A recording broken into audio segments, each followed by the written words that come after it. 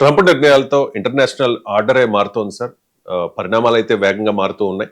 ఈ మారుతూ ఉన్న ప్రపంచ పరిణామాలు ఇండియాకు ఎలాంటి అవకాశాలను ఇస్తూ ఉన్నాయి? ఇట్ ఇస్ డెఫినెట్లీ ఒక అద్భుతమైన అవకాశం. ఎందుకంటే మీకు mark Carney Canada prime minister speech మన ప్రైమ్ మినిస్టర్ మోడీ చూసుంటాడు.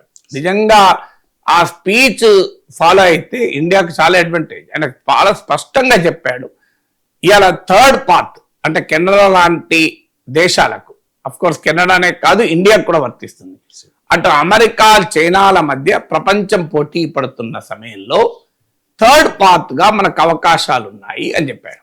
అంటే వరల్డ్ ఆర్డర్ లో మల్టీపోలారిటీ పెరుగుతున్న కొద్దీ ఇండియాకి ఇది అడ్వాంటేజ్. ఎందుకంటే మనకు పోస్ట్ కోల్డ్ వార్ పీరియడ్ లో ఇండియాకు ఆప్షన్స్ లేవు. మన అమెరికా తప్ప ఇంకో మార్గం లేదు. చైనాతో మనకు బార్డర్ డిస్ప్యూట్ ఉంది. రష్యా ఎమర్జ్ కాలేదు.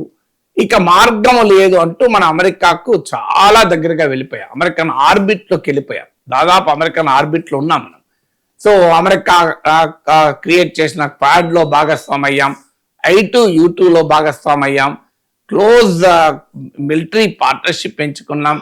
అమెరికా పై రష్యా నుంచి ఆయుధాల దిగుమతులు తగ్గించుకుంటూ అమెరికా నుంచి పెంచుకున్నాం. So we are closely entering into American orbit. కానీ మనకు దక్కింది ఏంటి? అక్కడ పాకిస్తాన్ విషయంలో అమెరికా సహకారం లేదు. పైగా pro Pakistan tilt American foreign policy వచ్చింది. ఆఖరికి బంగ్లాదేశ్ లాంటి దేశాల్లో కూడా యాంటీ ఇండియన్ ఫోర్స్ జమాతీ లాంటి సంస్థల పట్ల అమెరికా ఆసక్తి చూపుతుంది. తాజాగా అమెరికన్ డిప్లొమాట్లు జమాత్ ఇస్లామీ నాయకుడిని కలిశారు. సో అందువల్ల అమెరికా ఈ సౌత్ ఏషియాలో తీసుకుంటున్న స్టాండ్ ఇండియన్ ఇంట్రెస్ట్లకు భిన్నంగా తీసుకుంటుంది. మనమేమో అమెరికన్ ఆర్బిట్లోకి దూరిపోతే అమెరికా ఏమో మనను పట్టించుకోవడం లేదు. సో ఈ పరిణామాల నేపథ్యంలో మనం ఏం చేయాలి? అమెరికాను వదులుకోలేము, అమెరికాను పైన ఆధారపడలేము. ఆ టైంలో అమెరికాకు యూరప్కు గ్యాప్ ఏర్పడింది. అమెరికాకు రష్యాకు గ్యాప్ ఏర్పడింది. అమెరికాకు రష్యా గ్యాప్ ఏర్పడినప్పుడు మనకు ఛాలెంజ్ కూడా ఎదురైంది. మనం అమెరికా వైపు ఉండాలా, రష్యా వైపు ఉండాలా అని. అందుకే మనం రష్యన్ ఆయిల్ పైన శాంక్షన్స్ ఎదుర్కొన్నాం. మీకు S-400 మిసైల్ డిఫెన్స్ దగ్గర శాంక్షన్స్ ఎదుర్కొన్నాం. ఇబ్బందులు పడ్డాం. కానీ ఎప్పుడైతే అమెరికాకు యూరప్కు మధ్య గ్యాప్ ఏర్పడిందో మనకు అది అవకాశాన్ని ఇచ్చింది. ఎందుకంటే యూరప్ చైనాను రష్యాను నమ్మడం కన్నా ఇండియా నమ్ముతుంది. అదొక అడ్వాంటేజ్. యూరోపియన్ యూనియన్ అంటే అదొక పెద్ద ఎకానమీ. అనేక దేశాలు, అఫ్ కోర్స్ ఇటీవల కాలంలో యూరప్ డిక్లైన్ కావచ్చు, కానీ యూరప్ ఇది వెరీ బిగ్ ఆపర్చునిటీ మనకి. ఇండియా ఇప్పుడు యూరప్ ఉన్న నేచురల్ అలా India. Europe cannot go to Russia, ఎందుకంటే యూరప్ కు రష్యాకే పంచాయతీ కనుక ఆ ప్రాంతంలో. Europe cannot go to China, చైనాతో ఎంత బంధం ఉన్నా European system is different, Chinese system is different. అందువల్ల యూరోప్ కు ఉండే నేచురల్ అలై ఇండియా అవుతుంది. అందుకే యూరప్ ఇండియాల మధ్య ట్రేడ్ డీల్ కూడా మదర్ ఆఫ్ ఆల్ డీల్స్ అని యూరోపియన్ ప్రెసిడెంట్ ప్రకటించారు. ఇప్పుడు ఈవెన్ రిపబ్లిక్ డే కూడా యూరోపియన్ యూనియన్ నేతలు కూడా వస్తున్నారు. సో అందువల్ల ఇండియా యూరప్ల మధ్య రిలేషన్షిప్ పెరగటానికి ఇది అవకాశం వస్తుంది. అమెరికా కాక మనకు ఇతర ఆప్షన్స్ ఉంటాయి. ఇప్పుడు ఇతర దేశాలకు మనకున్న ఛాలెంజ్ అదే. ఇతర దేశాల కంటే అమెరికా కాదనుకుంటే చైనా ఉంటుంది. మనకు చైనాతో ఉన్న బార్డర్ డిస్ప్యూట్స్, చైనాతో ఉన్న సంబంధాల్లో ఇబ్బందులు. పాకిస్తాన్ లాంటి దేశమేమో అటు అమెరికాతో ఇటు చైనాతో లాభపడుతోంది. మనమేమో అలా లాభపడలేము. అందువల్ల ఈ ప్రాసెస్ లో మనకి ఇప్పుడు అమెరికా యూరప్ మధ్య గ్యాప్ పెరగడం ఇండియా యూరప్ పార్ట్నర్షిప్ ను పెంచుతుంది. ఇండియా యూరప్ పార్ట్నర్షిప్ పెరగడం, India China partnership via Europe కూడా పెరుగుతుంది. మీకు రేపు మనకు రష్యాకు మధ్య ఉన్న మైత్రి కూడా మనకు లివరేజ్ అవుతుంది. అంటే యూరప్ విషయంలో ఇప్పుడు యూరప్ రష్యాను ఒప్పించాలి. ఎవరితో చెప్తే ఒప్పిస్తారు? రష్యా ఎవరిపై యూరప్ ఎవరి మీద ఆధారపడాలి? ట్రంప్ చెప్తే పుటిన్ వినడు. సో మనకు అవకాశం వస్తుంది. ఇప్పుడు India will be a global advantage గా మారుతుంది. అందువల్ల మనకు ఎందుకు రష్యాతో ఉన్న ఫ్రెండ్షిప్ కూడా మనకు అడిషనల్ ఫ్యాక్టర్గా అవుతుంది. పైగా మనం యూరప్ కంప్లీట్ గా చైనా వైపు వెళ్ళలేదు. ఎందుకంటే చైనా సహాయం తీసుకుంటే వెంటనే అమెరికాకి ఇంకా కోపం వస్తుంది.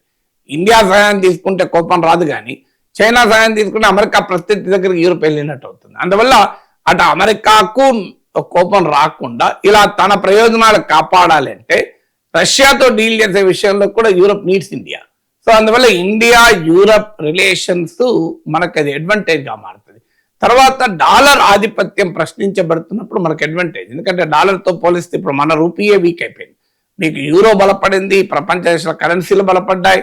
లాస్ట్ 2025లో 10% దెబ్బతిన్నది. 2026లో కూడా డాలర్ దెబ్బతింటుంది అంటున్నారు. వాస్తవంగా డాలర్ దెబ్బతినడం ఇండియాకి అడ్వాంటేజ్ కావాలి, ఎందుకంటే ప్రత్యామ్నాయమైన కరెన్సీలు ముందుకు వస్తాయి. అందువల్ల ఆ ఎకనామిక్ అవకాశం కూడా మనకు వస్తుంది. అమెరికాతో బార్గెనింగ్ లో కూడా మనకు అడ్వాంటేజ్ అయితే, ఇప్పుడు చైనాకి అడ్వాంటేజ్ అదే అయింది. అమెరికాతో ట్రేడ్ ఎఫెక్ట్ అయితే చైనా ఏం చేసింది, యూరోప్ తో ట్రేడ్ పెంచుకుంది, ఆఫ్రికాతో ట్రేడ్ పెంచుకుంది. సో మనం కూడా మనకు అమెరికాతో ట్రేడ్ నెగోషియేషన్స్ లో కూడా ఆప్షన్స్ పెరిగిపోతాయి. అందువల్ల డెఫినెట్ గా ఇదొక ఈ వరల్డ్ ఆర్డర్ లో మనకు ఒక అడ్వాంటేజ్. అయితే దాన్ని ఉపయోగించుకొని ఒక independent foreign policy, strategic autonomy చూపెట్టి మనం ఒక థర్డ్ వాయిస్ అంటారు, ఇప్పుడు థర్డ్ పాత్, థర్డ్ ఫోర్స్ అంటున్నట్టు కెనడా ప్రెసిడెంట్. ఆ థర్డ్ పాత్ కు మనం నాయకత్వం వహించాలి. అన్ఫార్చునేట్లీ మనం ఆ నాయకత్వం వహించలేకపోతున్నాం. ఇప్పుడు మీకు వెనజులా విషయంలో మనం వెన్నెముక లేని జీవిగా స్పందించాం. అమెరికా పేరు చెప్పడానికి కూడా భారత ప్రభుత్వం సిద్ధపడలే. ఇండియా పాకిస్తాన్ విషయంలో ట్రంప్ ఎన్నిసార్లు మాట్లాడినా ట్రంప్ కు ఫేస్ టు ఫేస్ మన ప్రైమ్ మినిస్టర్ ఇప్పటికీ సమాధానం చెప్తలేరు. మీరు యమన్ సంక్షోభంలో ఇండియాకి అసలు రోలే లేదు. గాజా ఇష్యూలో మనం చేతులు ఎత్తేసాం. పాలస్తీనాకు అనుకూలంగా బలమైన వాయిస్ వినిపించిన దేశం కాస్త ఇప్పుడు ఇజ్రాయిల్తో కలిసి ఆఖరికి మనకి ఇర్రెలెవెంట్ గా మారిపోయాం. ఈవెన్ గాజాలో మన పాత్రే లేకుండా పోయాం. ఒక దశలో ఉక్రెయిన్ వార్ మోడీ ఆపుతాడన్నంత లెవెల్లో బిల్డప్ ఇచ్చారు. కనీసం ఇప్పుడు అక్కడ కూడా మనకేం కనబడతలేదు. సో ఇండియాకు ఉన్న అడ్వాంటేజెస్ ఉన్నా కూడా మనం ఆ రోల్ ప్లే చేయదలుచుకోలేదు. ఇంకా అమెరికాకు జూనియర్ పార్ట్నర్ గా మన భారత ప్రభుత్వం, నరేంద్ర మోడీ ప్రభుత్వం వ్యవహరించదలుచుకుంది కనుక ఈ వస్తున్న అవకాశాలను కూడా మనం ఉపయోగించుకోలేకపోతున్నాం.